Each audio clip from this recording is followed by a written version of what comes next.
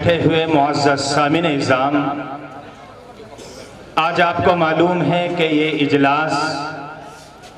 مدرسہ ضیاء القرآن کے زیر اہتمام منعقد ہو رہا ہے۔ یہ بات بھی آپ جانتے ہیں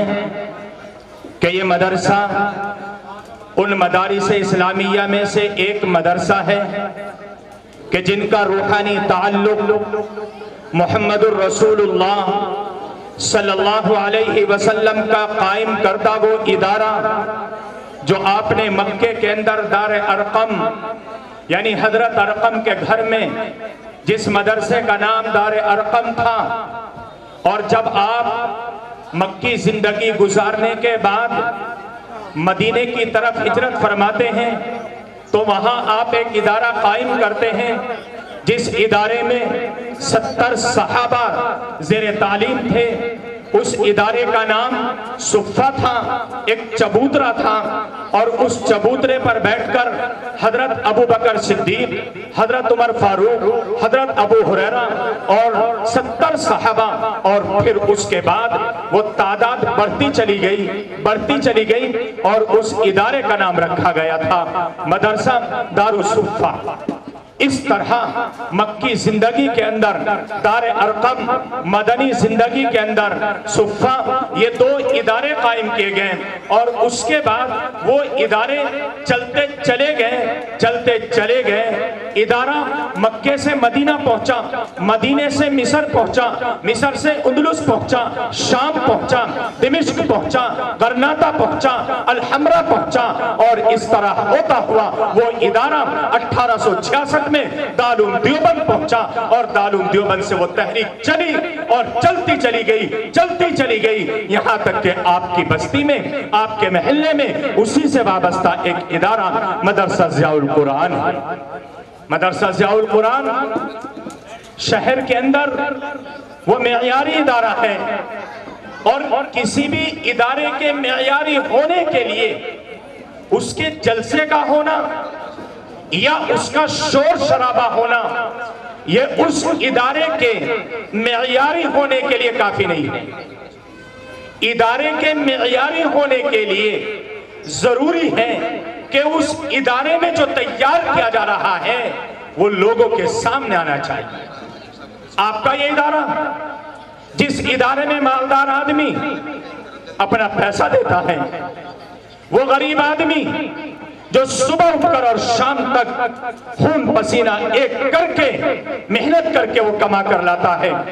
اور جب مدرسے والے اس سے مطالبہ کرتے ہیں تو وہ اپنی اس کمائی ہوئی رقم سے اس کا تعاون کرتا ہے۔ لیکن مسلمانوں، یہ تعاون رائے گا نہیں جاتا، یہ تعاون برباد نہیں جاتا۔ یہ وہی ادارے ہیں کہ جن اداروں میں مسجدوں کے ممبروں پر بیٹھ کر اللہ اور اس کے رسول کی باتیں کرنے والے، مسجد کے محرابوں میں کھڑے ہو کر سورہ فاتحہ سے لے کر والناس تک قرآن کریم کو پڑھنے والے، مسجدوں کے اندر، مدرسوں کے اندر مسجدوں کے امام تیار کیے جاتے ہیں، مؤذنین تیار کیے جاتے ہیں، نکاح پڑھانے والے تیار کیے جاتے ہیں، جنازے پڑھانے والے تیار کیے جاتے ہیں۔ یہ ادارہ آپ کا ادارہ، محبوب ترین ادارہ، جس ادارے کی مدت کوئی لمبی نہیں ہے، جس ادارے کی مدت دہائیوں سے اوپر نہیں گزری بلکہ ابھی دہائی سے 10 سال سے کم اس ادارے کی مدت ہے، اور اس ادارے میں آج اس وقت دستار بندی ہونی ہے۔ اور آپ کو معلوم ہے، آپ غور کرو، جلسے کے اندر شریک ہونے والے تمام حضرات بالعموم اور اس محلے کے رہنے والے بالخصوص، میں نے قرآن کی آیت پڑھی کہ اگر تم اللہ کی نعمتوں کو شمار کرنا چاہو نہیں شمار کر سکتے، لئن شکرتم لأزیدنکم، اگر تم نعمت خداوندی پر شکریہ ادا کرو گے تو میں اضافہ کروں گا۔ آج اس محلے میں جس میں یہ جلسہ ہو رہا ہے، اس محلے سے ہم 1998 سے ہم واقف ہیں، اور 1998 سے لے کر 2002 تک 2001 تک بلکہ اس مسجد کے اندر اس محلے کے اندر ایک حافظ ہوا کرتے تھے، وہ تھے جناب حافظ محمد صدیق صاحب رحمت اللہ علیہ۔ اللہ تعالیٰ ان کو غریق رحمت فرمائے، اللہ تعالیٰ ان کی قبر کو نور سے منور فرمائے۔ ہم نے 4 محرابیں ان کو سنائی، اس وقت پورے محلے کے اندر پوری بستی کے اندر اس میں صرف ایک حافظ صدیق صاحب تھے۔ اور آج آپ کو معلوم ہے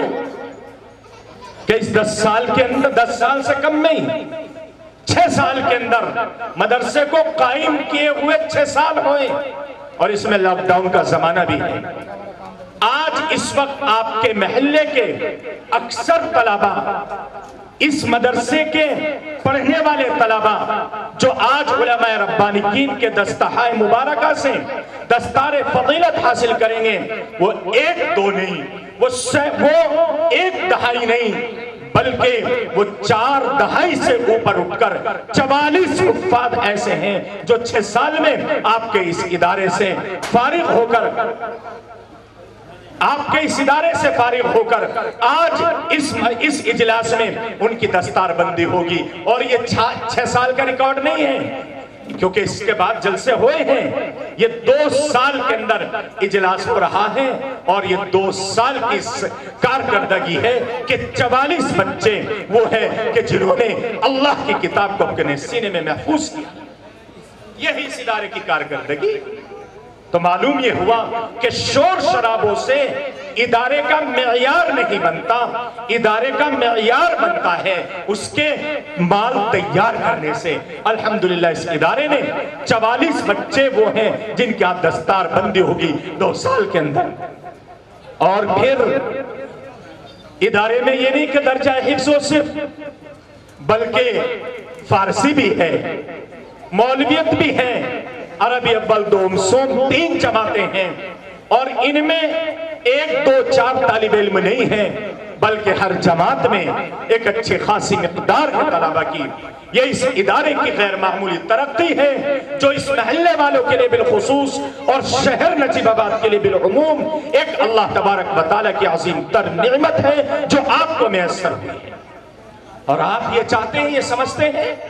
کہ یہ ادارہ کوئی ایک آدمی چلا لے؟ آپ یہ سمجھیں کہ یہ ادارہ کسی ایک آدمی کے چندے سے چل جائے؟ نہیں چل سکتا۔ کسی حکومت کے پیسے سے چلے؟ یہ بھی نہیں ہوتا،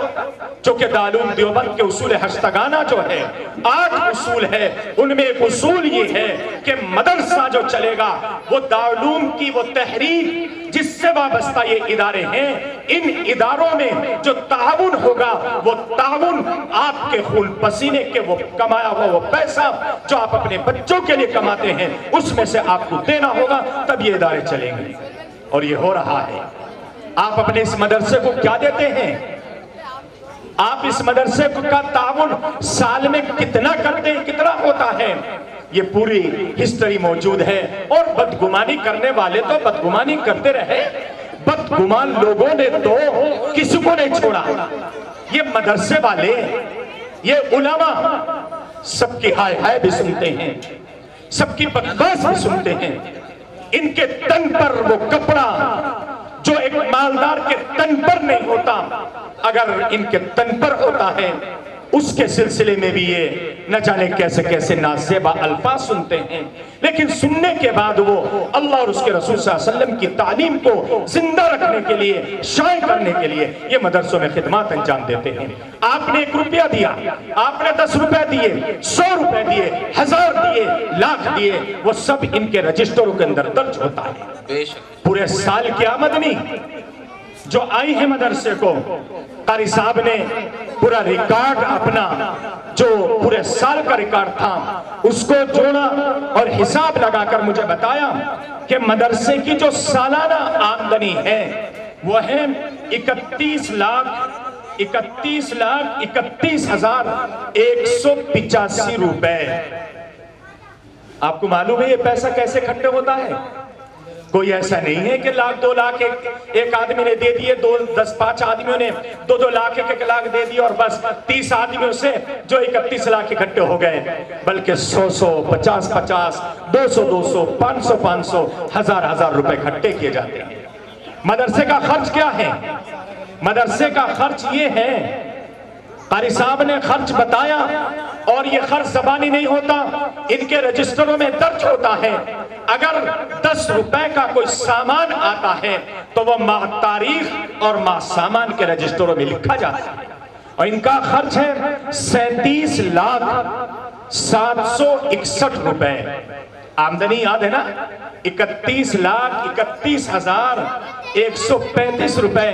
اور خرچ ہے 37,761 روپے۔ تو ظاہر بات ہے کہ آمدنی کم ہے، خرچ زیادہ ہے۔ معلوم یہ ہوا کہ مدرسے کے ذمے قرض باقی ہے، اور وہ قرض کیا ہوگا یہ بھی آپ جانتے ہیں۔ مدرسے میں باہر کے طلبہ رہتے ہیں، ان کو کھانے کے لیے جو ان کے اوپر غلہ اور راشن ہوتا ہے، ظاہر سی بات ہے اس کو ختم نہیں کیا جا سکتا، ایک ٹائم کا کھانا بند نہیں کیا جا سکتا، لیکن اگر اس قرض کی مار پڑتی ہے تو ظاہر سی بات ہے کام کرنے والے مدرسین کی سیلری اور ان کی تنخواہوں پر پڑتی ہے، ان کی تنخواہیں روکی جاتی ہے۔ وہ 10-12 ہزار روپے، 13 ہزار روپے جو تنخواہیں ہوتی ہیں وہ مجبوراً روکنی پڑتی ہے، تب جا کر مسلمانوں یہ سال مکمل ہوتا ہے۔ پتہ یہ چلا کہ 44 حفاظ اور تقریباً ان کے علاوہ وہ بچے جو مولویت میں 25-30 بچے وہ ہیں جو مولویت میں ہیں، اور ان کے علاوہ ناظرے کے بچے ہیں جو مدرسے میں رہتے ہیں، ان سب کے لیے قاری صاحب اور ان کے رفقا، ان کے